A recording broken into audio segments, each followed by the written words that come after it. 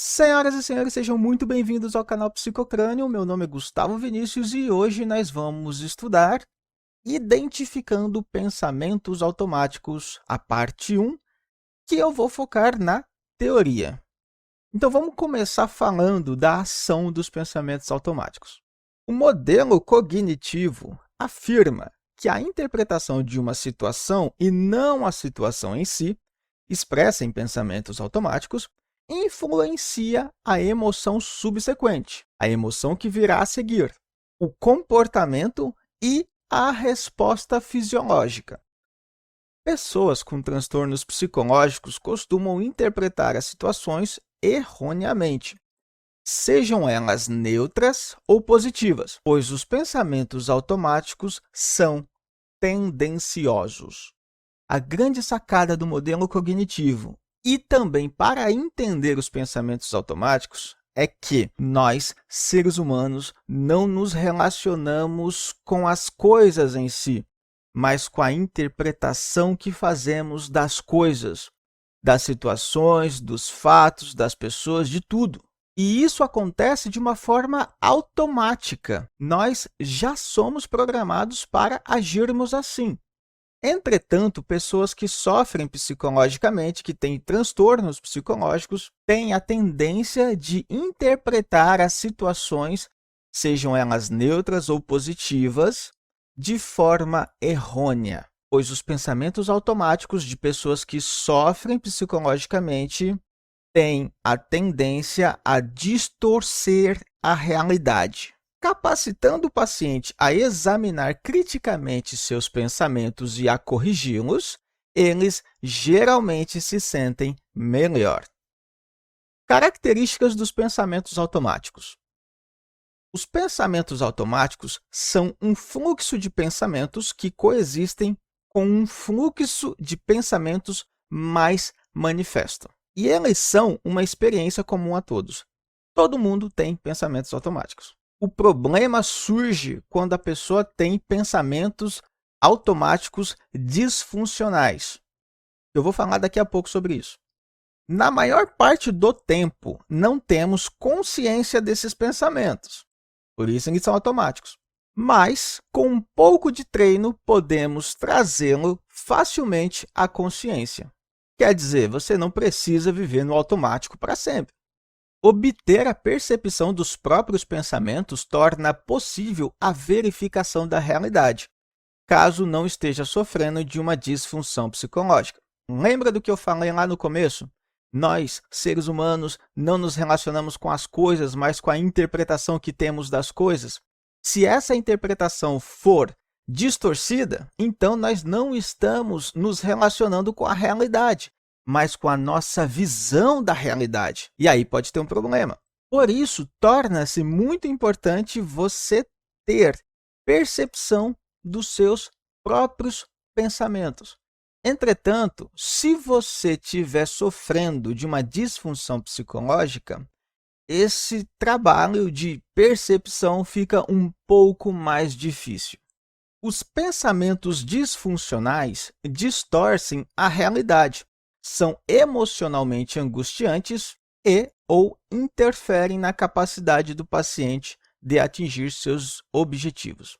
Gustavo, como que eu faço para saber se o pensamento automático é disfuncional ou não?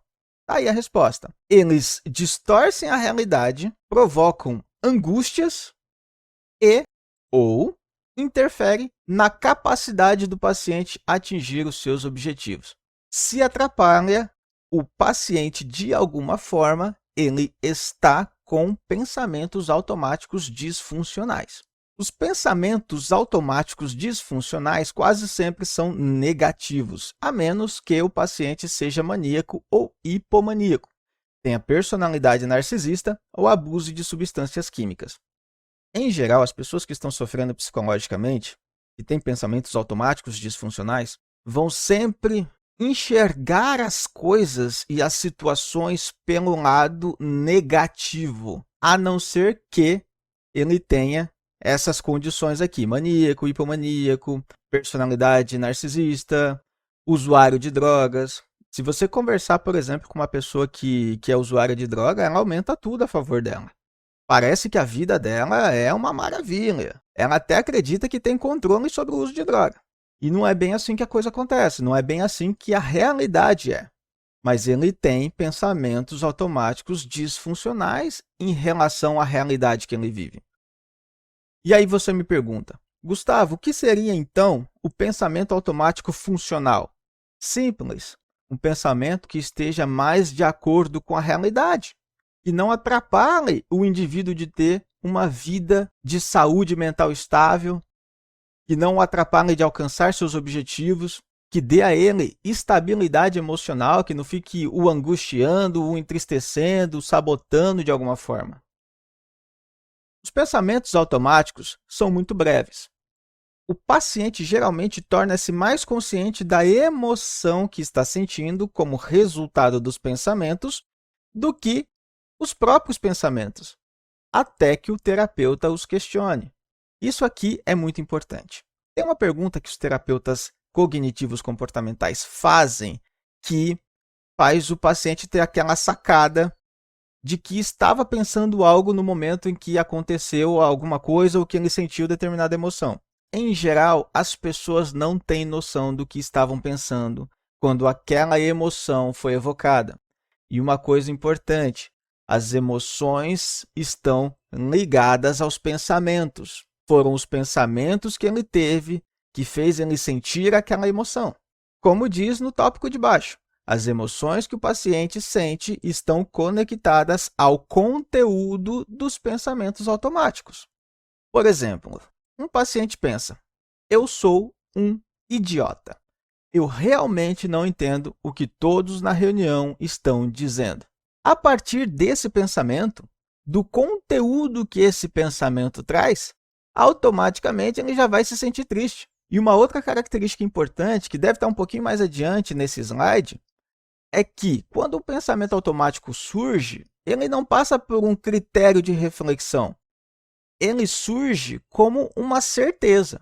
Ele não é questionado, ele é aceito logo que aparece. E aí vamos supor que em um outro momento, este mesmo paciente pensa: a minha esposa não gosta de mim, e sente-se irritado. E num outro momento ele pensa: e se meu empréstimo não for aprovado, o que vou fazer? E sente-se ansioso. O que está provocando as emoções que ele está sentindo? Os pensamentos automáticos que estão surgindo. Os pensamentos automáticos frequentemente estão na forma abreviada, mas podem ser facilmente explicitados quando você pergunta sobre o significado do pensamento. Eles podem se apresentar na forma verbal, visual ou em ambas. A forma verbal é quando a pessoa fala. A forma visual é quando ela imagina. Dá para a gente separar dessas duas formas. E muitas vezes pode se apresentar com uma mistura dos dois. O tipo mais comum de pensamento automático é uma distorção e ocorre apesar das evidências objetivas em contrário. Veja bem, se o pensamento automático não passa por um crivo de reflexão e ele aparece como uma certeza, você acha que o paciente vai analisar as coisas, as evidências que estão contrárias ao que ele acredita? É lógico que não. Um segundo tipo de pensamento automático é quando ele é correto, o pensamento automático é correto, mas a conclusão ao qual o paciente chega é distorcida. Por exemplo, o paciente pensa: eu não fiz o que prometi a um amigo. E isso pode ser verdade. Ele não fez, ele deixou de fazer, é um pensamento válido. Mas a conclusão, portanto, eu sou uma pessoa ruim. Veja, o pensamento inicial está correto, a conclusão desse pensamento está errada. E o que ele vai sentir quando ele concluir que por isso ele não é uma pessoa boa, que ele é uma pessoa ruim? Provavelmente não vai ser um sentimento bom, né? Um terceiro tipo é quando o pensamento é válido, mas disfuncional. Por exemplo, o paciente pensa: eu vou levar horas para terminar e vou ter que ficar acordado até as 3 da manhã. Isso aqui pode ser um trabalho de faculdade, de escola, pode ser alguma coisa para entregar no trabalho do mercado de trabalho mesmo, não sei, não importa o que é, mas está em cima da hora.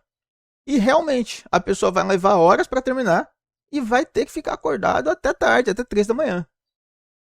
Apesar desse pensamento ser correto, ele pode aumentar a ansiedade e atrapalhar a motivação e a concentração, afetando, por conseguinte, o desempenho.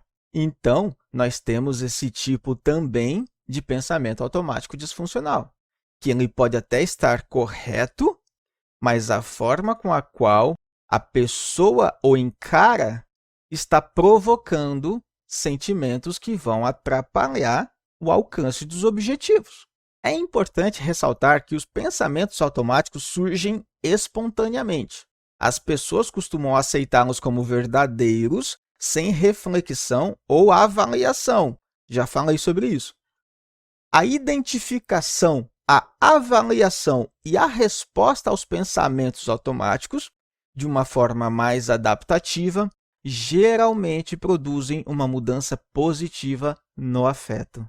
E esse é o objetivo da terapia cognitivo-comportamental, trabalhar os pensamentos automáticos, oferecer ferramentas, técnicas e capacidade de ter uma forma mais adaptativa de pensar a vida.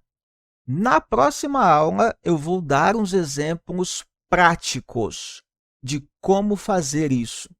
Nós vamos pegar um livro, ler juntos e ver como a Judith Beck recomenda fazer e também fez, porque ela coloca seus próprios exemplos lá. Até a próxima aula.